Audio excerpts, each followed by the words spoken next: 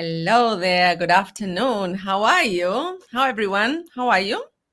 Hello, hello. Hi, Lorena. How are you doing today? Hello, everybody who has joined us here in live, or also hello to everybody who will see this video afterwards. How is everybody doing today?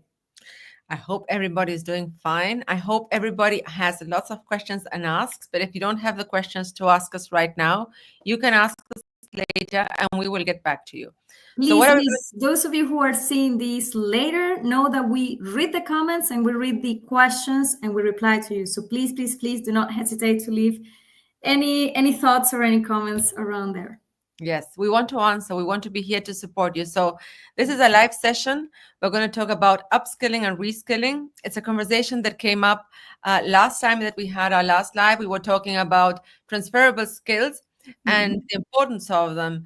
And some questions came around on how do we make sure that we identify them, which are our skills, and how do we make sure that we have the skills for the next upcoming market reality. So here we are. We're going to talk about which are those skills, what are they looking for, but most importantly, what is upskilling and reskilling. So briefly, if that's okay with you, Jessica, I'm going to just jump into it. Is that okay with? Yeah, sure. Okay, so for those of you who do not know me, and Lorena, you will introduce yourself later as well. My name is Jessica Rojas Lizcano. Maybe it is the first time that you're joining these live sessions or that you're looking at any posting of this group. We are dedicated to help people improve their careers, to move forward, to even reinvent if it's necessary. And upskilling and reskilling is definitely a big part of that topic. It's one of my favorite topics, I have to say. Well, I do have many favorite topics, so maybe that happens a lot. But it's something that has become super relevant. And to be honest, I think if you haven't heard these terms yet, be ready, because you will be hearing a lot about upskilling and reskilling, but really a lot from next year.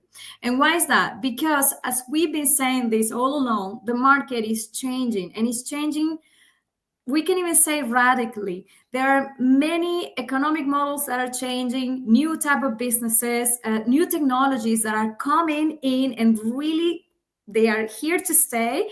And that necessarily implies that what we know, or maybe some job positions that we knew to be in a certain way, they are changing.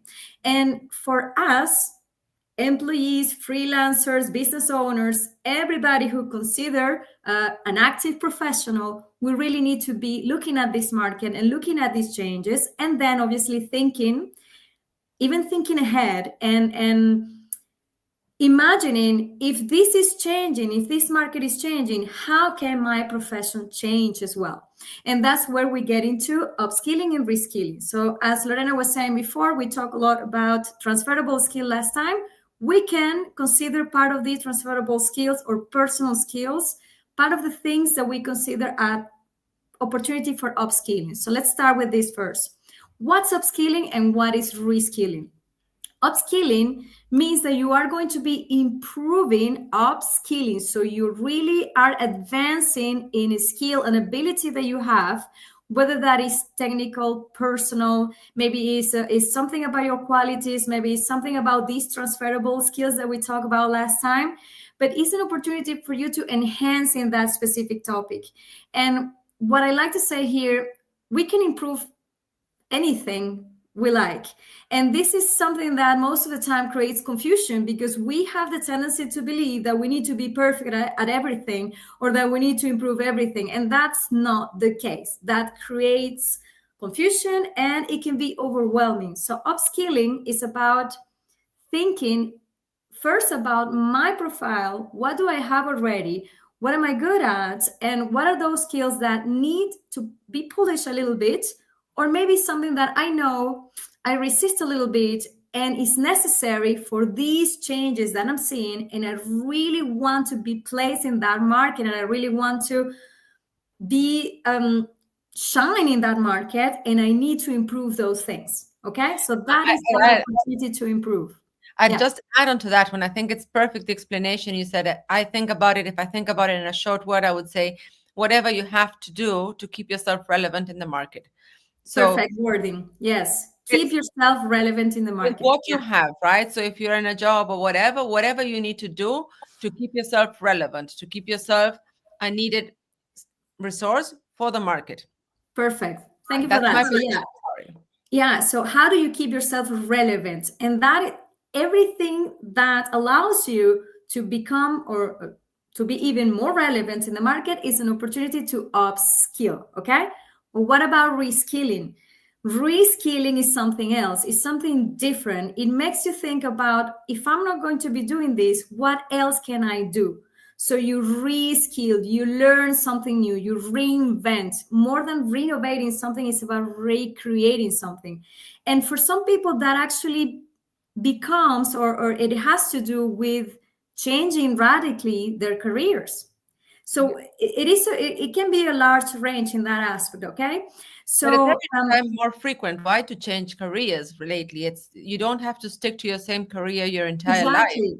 So it's every time more frequent to have this need of reskilling. And it's not bad to have it in the middle of your career.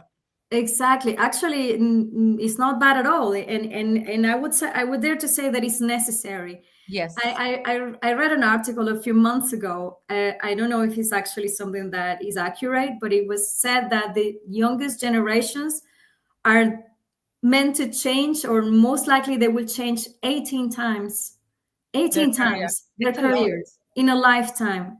That's I'm huge. on I 3. don't. I'm on 3.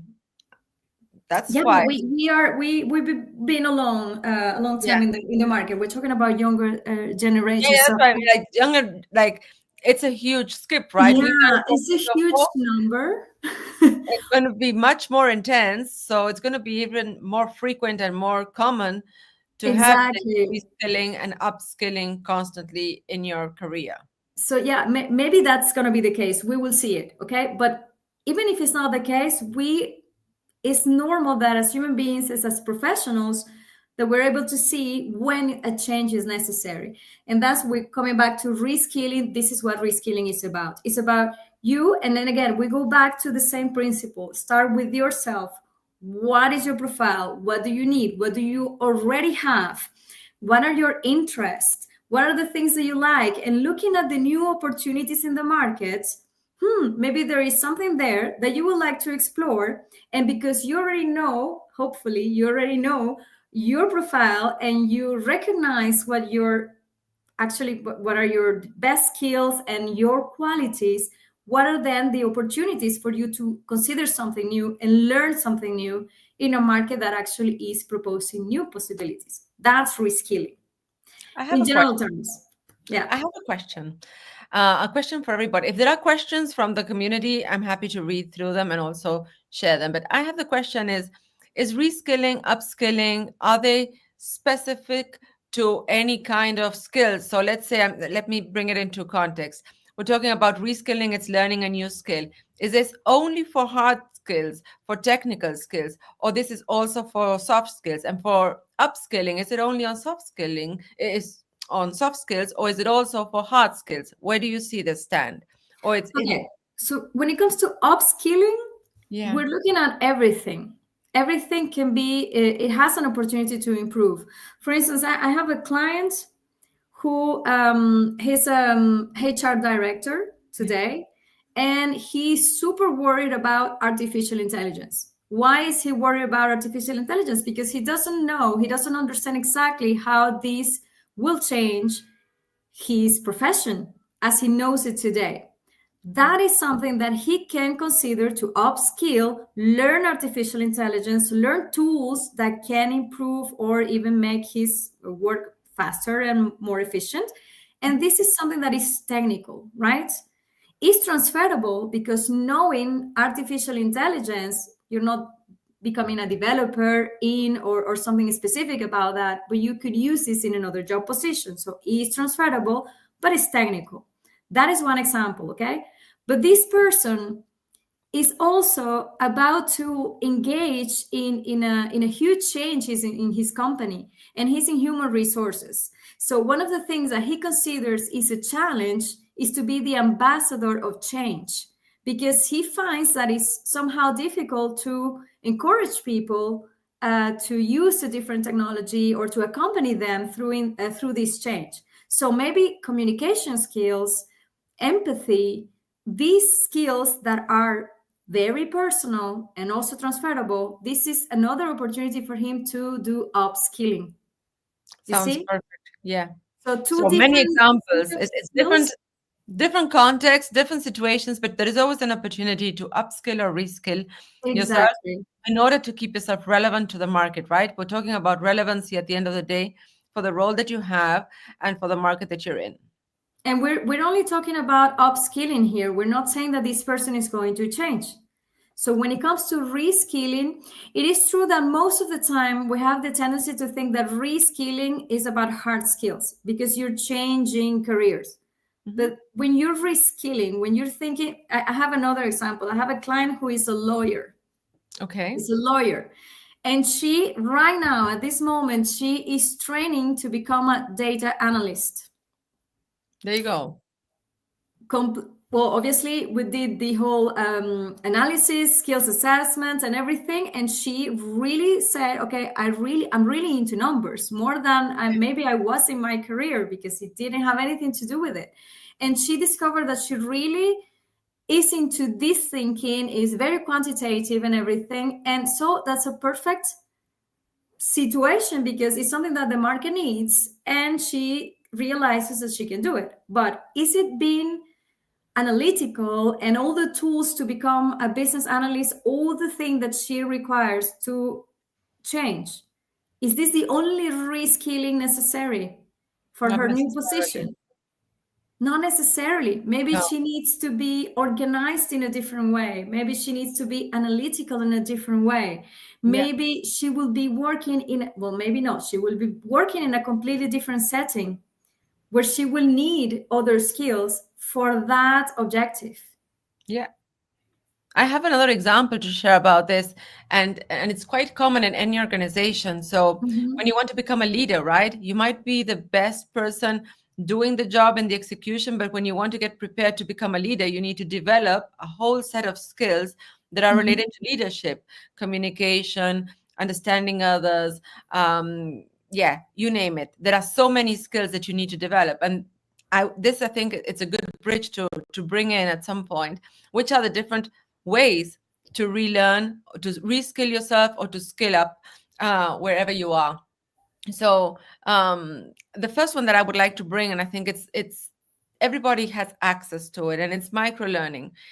Take every single opportunity you have in front of you and just go for that opportunity and test yourself.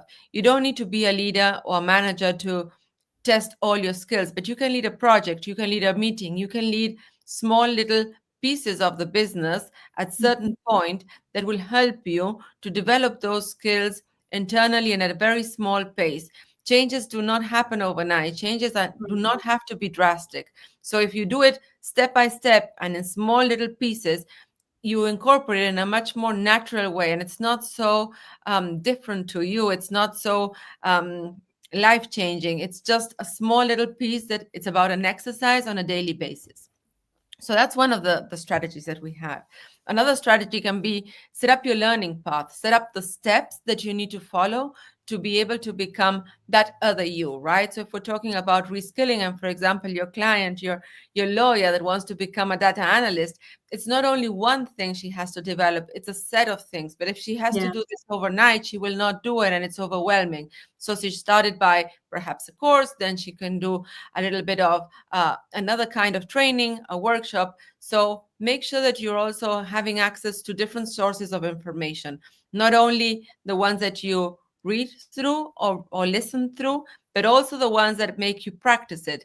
There is, you will be able to share much more. I'm putting you on the spot here, but the way that people learn, right? People do not only learn by reading. There is a lot more that is you learn by doing, and much more by teaching. So if you follow this process of how you learn, it's not only about, okay, I'm going to do a course and tomorrow I'm going to be a manager in a different industry or in a different area.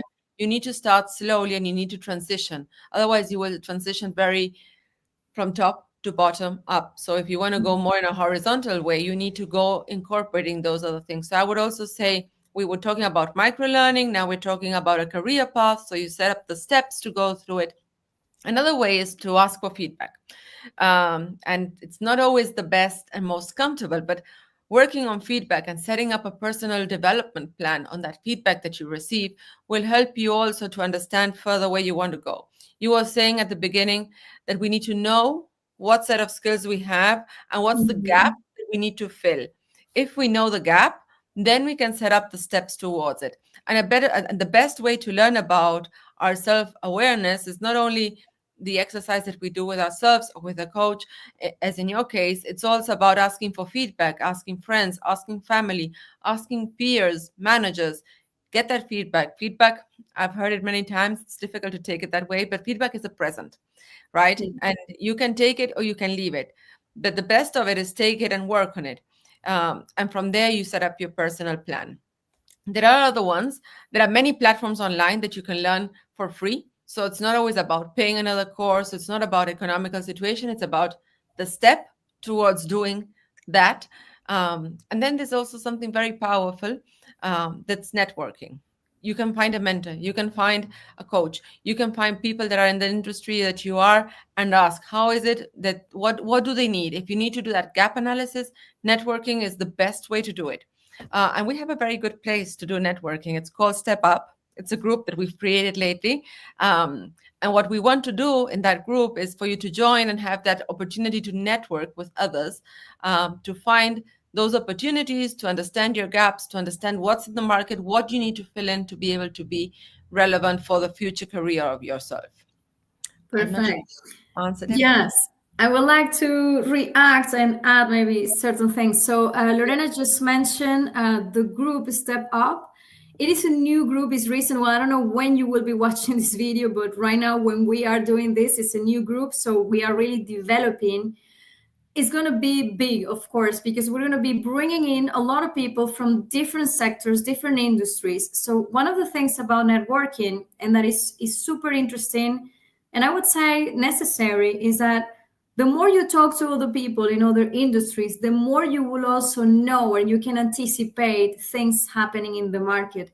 Because something that I've learned is that life is never static. It's always super dynamic. And sometimes we think that we are going to be part of an ecosystem for life, and it's not going to be the case. And the same thing happens for everybody else. So the more you talk to people, the more you connect, even if you don't think you don't have anything in common, the better for you, because you will expand.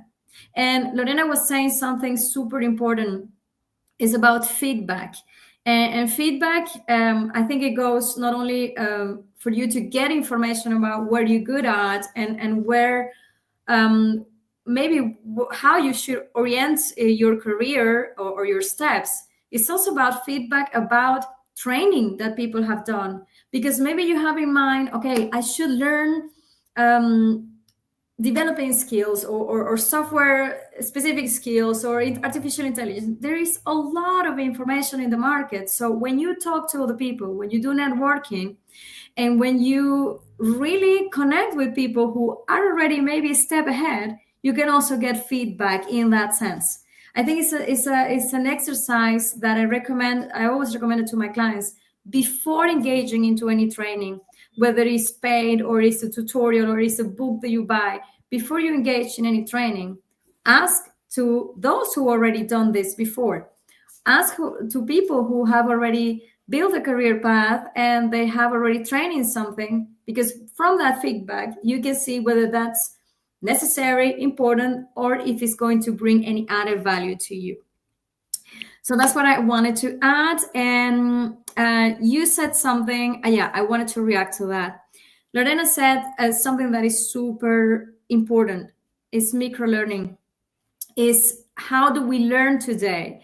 And if we are engaged in a very busy life, already thinking about upskilling, it gets a little bit easier maybe, or more doable, because it's about adding something up and improving, maybe little steps, things that I can do. Still, microlearning is essential for this, because what actually creates a long-term change is the change of habits. and it's actually adding new information every day, even if it's a little piece of information that can create a change, of course, in the long term. And that's what microlearning is about. And even for those who are considering reskilling, I know reskilling, changing careers, maybe we think about, okay, I really need to focus on something. Yeah, maybe you will go for a boot camp, a full day training. Yes, but that will give you some information. But Lorena said something that I would like to reinforce. You learn something, but you don't change immediately. You change, you become what you do, while you make mistakes, while you find your own way of doing things. And that is also part of the micro-learning process that you will add, or the career path also that you create for yourself. So Going back to microlearning, I think it's very important to keep on mentioning, because it's about habit, right? The microlearning builds the habit. Sometimes when you're trying to upskill yourself, you cannot identify that little step that you need to do. But by doing what you're always doing, you're incorporating as a habit. So you're always increasing your baseline. So that's the way you learn. It's not something new. It's increasing your baseline by feeling comfortable or confident of what you're doing, your skills that you've learned. There are many different technologies that are out there. If you want to master that technology, the best way to master it is using it. And many times we're talking about technology that has to do with, I don't know, I'm just going to give a silly example out here, but it's quite easy. We would not do video calls before pandemia, but now everybody masters video calls because we've had to do it on a daily basis almost to be able to do our job. And now there is no one that would not say, oh, I do not know how to do a video call. Yeah. Oh, I do not know what platform. Or even if you change platforms, I don't know, I'm always on Google, but if I have to do Zoom, it has similar features. So then I know the concept, so I can adapt easily. If I have to go to another platform, I don't know, Slack, Micros, whatever, you will really understand it because you've already mastered one of them. So that's what I mean by it becomes a reflex. Yeah, you just keep on building on it and you become expert, and then you can really adapt and readapt. Before, if you didn't know it, you would not be hired, perhaps. So Exactly. I think that's important about building the baseline by building habit, and then that increases your level of knowledge, your confidence, the way that you go around it, and then you can just put more information in. So Exactly. There is just one thing that I would like to add. I don't know if you had that in mind before, but for those of you who are watching this right now, or those who will see this later, as we said before, upskilling and reskilling is something that you will be hearing a lot. And this is a live that lasts like half an hour. So we are just giving you an introduction. But please, please, please, if you have any specific questions, or if you want to know more about how can I upskill in this case, or if I want to reskill in this case, or if you have any other ideas of topics that you believe are necessary in your career right now, please let us know, because we are constantly developing lives. We told you already, this is a community that has just started, and we really have the intention to make this grow and to create content that has a lot of value for you and that is relevant for you right now. But if you tell us what is relevant for you, obviously we can develop further. yeah, and So we can please also take invite that those into consideration. specialists in, right? We have Exactly. many contacts. So if you don't have those contacts for networking, we do have them. So just let us Exactly. know who you want to call in, and we will do our best to bring those people in and have these conversations, because there are many experts in the field that can really give you those insights that you need to understand where you stand to go further. Exactly.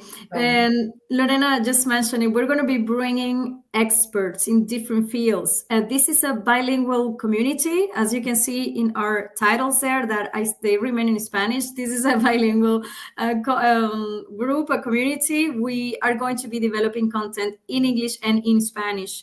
But we are going to make sure that the content that is actually relevant, which means every content that we produce, is going to be available for all of you in both languages. So please, please just simply let us know. The more you contact us, the more you tell us, obviously, the more we will be able to develop. Definitely. I have a final question before we leave the call. I have a thought, but I'd like to ask you, what is your thought? Who is responsible for upskilling and reskilling? Who is the person? We had a little debate before that, right? Well, not a debate, but we were I think we having were our aligned on it. We were aligned on it. It's true. It wasn't a debate. We were very much in alignment with this.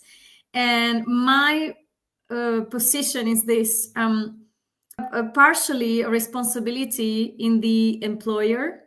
Mm-hmm.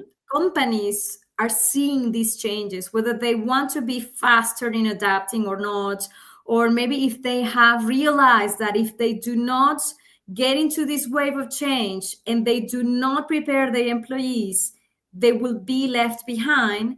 But that is something that we cannot control. So the first thing that I think is, because the responsibility is partially on the employer and partially in the employee, right?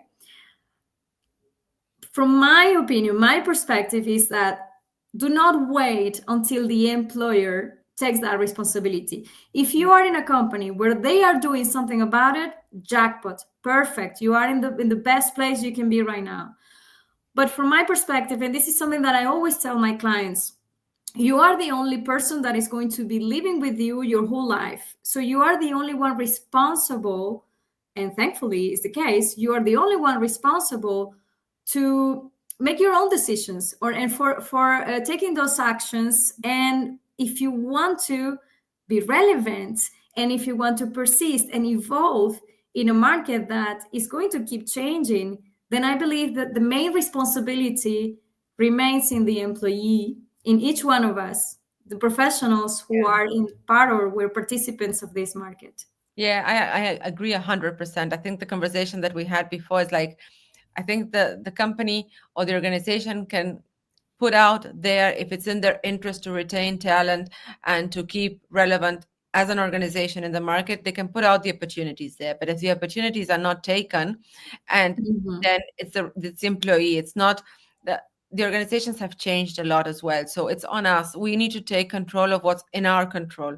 And for me, the final responsibility for upskilling or reskilling is the employee, because they are the ones that also know which is their gap into regards the direction they want to take their career, because maybe the company will not take us into another direction. We need to choose the direction in which we want to go. Maybe we're done with where we are and we want to start something new. And I think this is a good bridge to the question Amit is asking us, if there are any specific tips for the budding entrepreneurs who must upskill to be more independent. There's way more for them to learn and prioritize. It's a good question. I hope I'm understanding it. For me, the tips are: find mentors, reach out. Networking for me is key, because that's going to give you the elements to keep relevant in the market as an entrepreneur. I hope I'm answering the question. Maybe, Jessica, you have a different interpretation. You want to share something further? Yeah, I think when it comes to upskilling for entrepreneurs, there are many things. You can create a huge list around that. And then again, it becomes to, we come back to the same idea. What is relevant and important for you? If I think of myself, for instance, as an independent and having my own business, for me, it was crucial to learn artificial intelligence and marketing skills, because I was lacking of those. And I felt that I was being a little bit behind. If you wouldn't have had them, fine. You're behind in time. You're wasting time. And it's time precious that you cannot use on something else. Because at the end, you would marketing yourself, or you would write everything, or you would not automate and you would go step by step. But that's a huge amount of time that takes you off your clients, for example. And there is something else, because you could also delegate.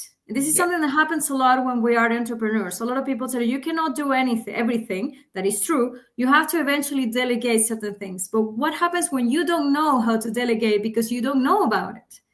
So that's also a lot. It's a huge waste of time and money if you don't know at least the basics for certain things. So I'm just giving you an example. I think it was Amit who asked the question, right? Yes. So if my advice for you will be, first, look at yourself, go back to the basics, go back to your profile. What are the most relevant skills that you have, the things that you are the best at, and the things that you think you lack of, and how can you solve them? Because then again, what Lorena just told you is, I would say the next step is, if not the first step, which is mentoring and networking. If you have somebody who can accompany you throughout the process, you will be able to see those things where you're going to need the most to upskill and sometimes reskill if necessary. Yeah, and you can also Hopefully we find answer those your people question. to delegate in, right? So you can find the business partner that can do the other side, and you both get a win-win. Exactly. So it's about understanding better where you are and connect with other people that are in similar circumstances. I think that's also interesting, not only for independent entrepreneurs, but also for people that are working in a company and that may want to become a consultant or independent, or Yeah, that exactly. just get surrounded of the people that will give you those tools, the knowledge, the information that you need to keep yourself relevant. I think it's a challenge, of course, for entrepreneurs because you are kind of alone in the market. But if you've decided to be an entrepreneur, I'm sure you have the skills to be independent and move forward and curious and keep going. So thank you for that question, Amit. Is there any other question in the room? I don't see anything else coming in. Maybe, is there anything else that you would like to add as a final comment? I don't see any last comments. For me, to be honest, I think we close with the main idea, which is you really are the responsible for your decisions and how you want to manage your career. And I think for me, it really is the most relevant message when it comes to upskilling and reskilling. But obviously, it's not the only thing to think about. It's about being strategic and being smart about it. I posted earlier something about a client who was super confused about all the information and everything that is out there. So it can be really overwhelming to know where to start and how to start. And that's human. That's how we are when we are exposed to a lot of information. We Every don't time we know. have more information, and Exactly. We're that's the problem. bombarded with information. That's the thing. So if you feel overwhelmed, if you feel confused, if you don't know where to start, first, acknowledge that. It's fine. It's normal. We're humans. But then the next step is not to stay in that confusion and waiting for something to happen and somebody else to tell you the answers. It's about being more proactive about your career and say, if I don't know how to do it, let me ask somebody who can actually guide me through this and help me understand better myself so that I know which steps are strategic and smart for me and for the future, obviously. Well, thank you for those final words. I cannot agree more. I would just say you own your career. So Yeah. just take ownership of it with what that means and just go for it. And we're here, both Jessica and myself, to support you along the process. Jessica is a professional coach. I'm an international mentor of career. So I can help you both. We can both help you to go ahead with everything. So see you soon. If Very you haven't joined Step Up, we're waiting for you there, and we'll be super happy to know what you're doing and who you are. Please join us at Step Up for more live and webinars like this one, right? Okay, yes. Okay, see you soon and have a nice Thank evening, you. everyone. Bye, Bye-bye. Lorena. Thank you. Bye-bye. Bye.